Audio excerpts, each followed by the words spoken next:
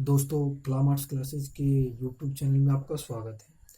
तो मैं आपको बता दूं कि आप लोगों का पहला टेस्ट यानी कि पहला ऑनलाइन टेस्ट मैंने लिया था और ये दूसरा टेस्ट है। तो दूसरा मॉक टेस्ट है। आप लोग इस क्वेश्चन को हल कीजिएगा। पहले आप एक कॉपी और कलम लेकर के बैठ जाए। जितना सही होता है आप स्कोर करते जाइए और ये आकलन कीजिए, जांचिए कि आपकी तैयारी कितनी बेहतर है।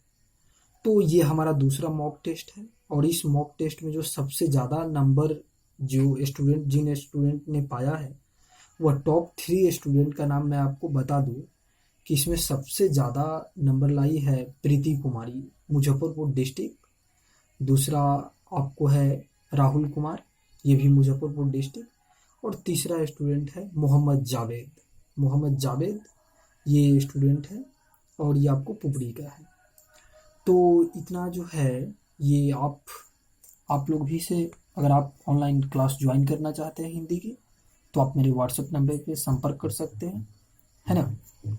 मैं अंत में वीडियो के अंत में आपको नंबर दे दूंगा। तो चलिए बिना देर करते हुए हम लोग क्वेश्चन पे आते हैं, सोल्व करते हैं। पहला है कि बालकृष्ण भट्ट का जन्म कब हुआ। बालकृष्ण भट्ट का जन्म कब हुआ? तो देखिए 20 जुलाई 1912 को, या 23 जून 1844 को, 23 जून 1845 को, या 23 जून 1846 को। तो आप जानते हैं कि बालकृष्ण भट्ट का जो जन्म हुआ ये आपको 23 जून 1844 को हुआ था, है ना। बालकृष्ण भट्ट का बातचीत है, बातचीत निबंध ये लेखक जो है उसके बालकृष्ण भट्ट है। और ये बालकृष्ण भट्ट मैं आपको बतला दूं भारतेंदु युग के लेखक है। किस युग के लेखक है? ये भारतेंदु युग के लेखक में आते हैं। अब देखिए बालकृष्ण भट्ट के प्रहसन का नाम बताए। आचार विडंबन है, जैसा काम वैसा परिणाम है, नई रोशनी का विषय, या सभी है। तो बालकृष्ण भट्ट का प्रहसन इसमें सभी है।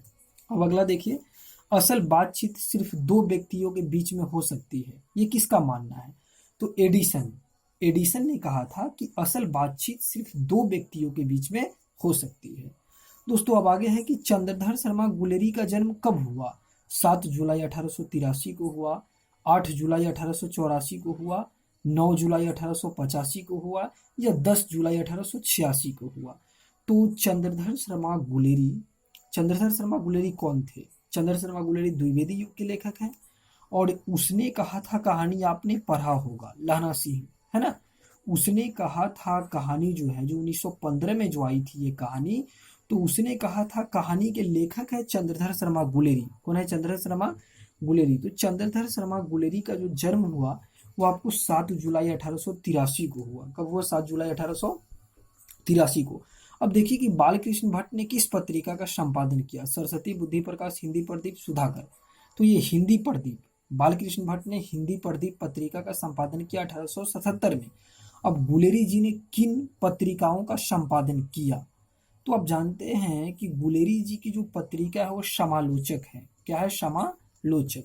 अब उसने कहा था कहानी का नायक कौन है? लहना सिंह है, वजीरा सिंह है, हजारा सिंह, या बोधा सिंह।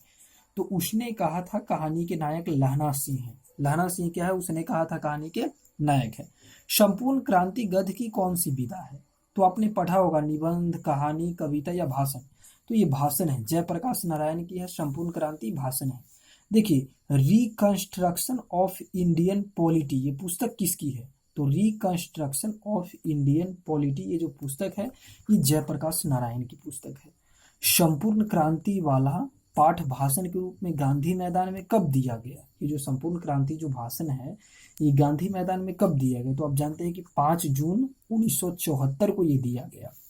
गांव का घर शीर्षक कविता के कवि कौन है? तो ये जो कविता जो है गांव का घर, ये ज्ञानेंद्र पति की कविता है। कवित शीर्षक पाठ के रचयिता कौन है? तो कवित के जो रचयिता कौन है? तो जानते हैं कि भूषण।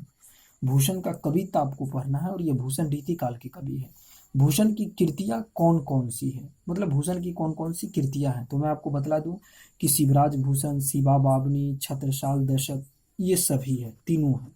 भूषण रीतिकाल के कवि थे, शिवाजी का प्रशंसा किए, मतलब छत्रसाल का, तो शिवराज भूषण, शिवा बावनी, छत्रसाल दशक, ये तीनों भूषण की रचनाएं मानी जाती है।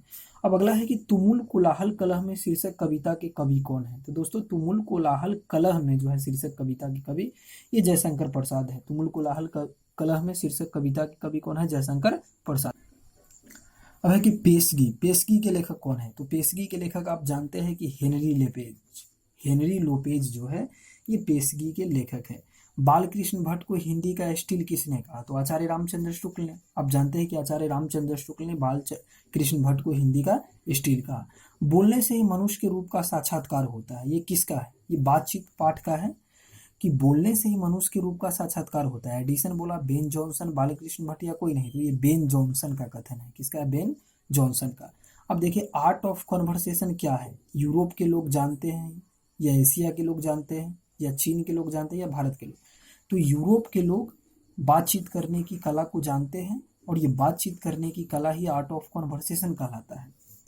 उसने कहा था कहानी कब प्रकाशित हुई? तो मैं आपको बता दूं ये कहानी 1915 में प्रकाशित हुई है ना, सरस्वती पत्रिका में। ये कहानी सरस्वती पत्रिका में 1915 में हुई। उसने कहा था कहानी, और इस कहानी के जो लेखक है वो है चंद्रधर शर्मा गुलेरी। इस कहानी के लेखक कौन है? चंद्रधर शर्मा गुलेरी की ये कहानी है, उसने कहा था। अब देखिए उसने कहा था कहानी कितने भागों में बटी है? तो ये कहानी मोटा मोटी तौर पे 5 भागों में बटी है। आप देखिएगा 5 अंकों की ये कहानी है, 5 भागों की। कछुआ धर्म गद्य की कौन सी विधा है? निबंध है, कहानी है, कविता है या भाषण है? तो निबंध है। कछुआ धर्म जो है, जो निबंध है, ये चंद्रधर शर्मा गुलेरी का ही निबंध है। उसने कहा था कहानी का प्रारंभ होता है, तो ये कहानी अमृतसर से प्रारंभ होती है। आप देखिएगा जहाँ पर 12 वर्ष का नायक लहना सिंह है ना, लहना सिंह 12 वर्ष का नायक है और 8 वर्ष की जो नायिका है ना, सूबेदार ने। तो आप देखते हैं कि ये दोनों कहानी मतलब जो दोनों पात्र जो है ये प्रमुख पात्र है इसका, लेकिन लहना सिंह इस कहानी का नायक है। तो ये कहानी अमृतसर के, पंजाब के अमृतसर से शुरू होती है। उसने कहा था कहानी। अब फ्रेंड्स मैं आपको बता दूं कि तेरी कुरमई हो गई है, ये देखिए कि तेरी कुरमई हो गई है, यह कथन किसका है? उसने कहा था कहानी का। तो तेरी कुरमई लहना सिंह बार बार उस लड़की को बोलता है कि तेरी कुरमई हो गई है। जयप्रकाश नारायण का जन्म किस गांव में हुआ था? तो सिताबदियारा गांव में हुआ था जयप्रकाश नारायण का जन्म, है ना। जयप्रकाश नारायण का जन्म सिताबदियारा गांव में हुआ। जयप्रकाश नारायण को भारत रत्न कब मिला? तो आप जानते हैं कि जयप्रकाश नारायण को जो भारत रत्न जो मिला था दोस्तों 1998 में जयप्रकाश नारायण को भारत रत्न मिला। जूठन गद्य की कौन सी विधा है? तो आत्मकथा है और ये ओम प्रकाश वाल्मीकि की आत्मकथा है जूठन। रोज किस प्रकार की कहानी है? तो आप जानते हैं सामाजिक, धार्मिक, मनोवैज्ञानिक, तो ये मनोवैज्ञानिक कहानी है। रोज कहानी के लेखक अज्ञे है। कौन है? अज्ञे। सच्चिदानंद हीरानंद वात्सेल अज्ञे इस कहानी के लेखक है। और रोज जो है एक प्रकार की मनोवैज्ञानिक कहानी है, मध्यवर्गीय परिवार की कहानी है रोज। और रोज कहानी की जो नायिका है वो मालती है। कौन है?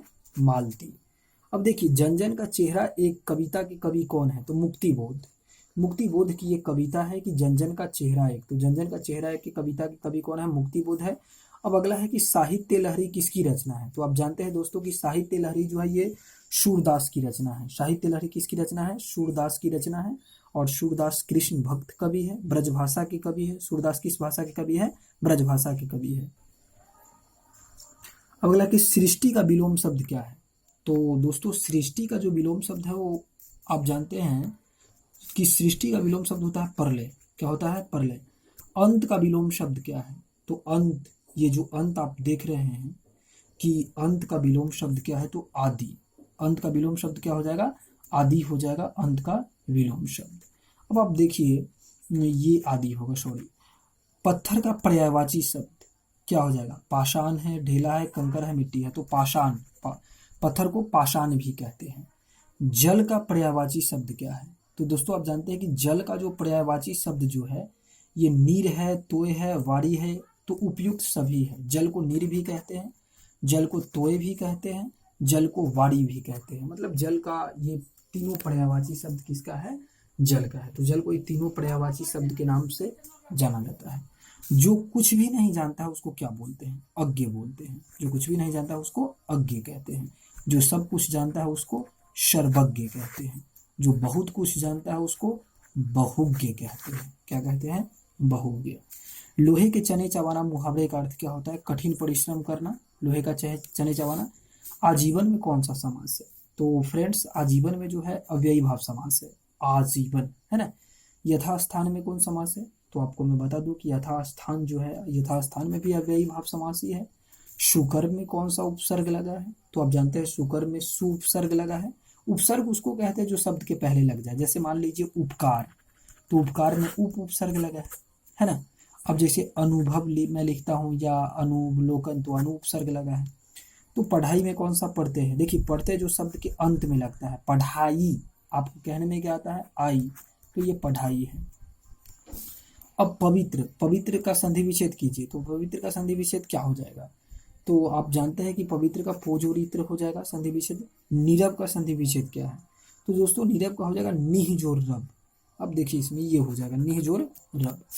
अब इसका लघुत्तरीय प्रश्न कुछ देख लेते हैं। अगर हम में वाक शक्ति न होती तो क्या होता, ये बातचीत पाठ का है। लेखक कहते हैं कि अगर हमें वाक शक्ति न होती तो सारी सृष्टि गूंगी हो जाती, है ना, सारी सृष्टि गूंगी होती, मतलब बहरा होता पूरा शरीर, सॉरी गूंगा होता, लोग बोल नहीं सकते। और जब लोग नहीं बोलते तो लोग अपना सुख दुख अनुभव दूसरों को सामने में प्रकट करते ही नहीं, है ना। अब है आर्ट ऑफ कन्वर्सेशन क्या है, तो आप जानते हैं कि यूरोप के लोग, लेखक कहते हैं कि यूरोप के लोगों को बातचीत करने की जो कला है उसे आर्ट ऑफ कन्वर्सेशन कहते हैं। बातचीत के संबंध में बेन जॉनसन और एडिसन का क्या मत है, तो मैंने अभी आपको बताया है कि बेन जॉनसन का कहना है, बेन जॉनसन का, कि बोलने से ही मनुष्य के रूप का साक्षात्कार होता है। बेन जॉनसन का मत है कि बोलने से मनुष्य के रूप का साक्षात्कार होता है। और एडिसन कहता है कि असल बातचीत केवल दो व्यक्तियों के बीच में हो सकती है।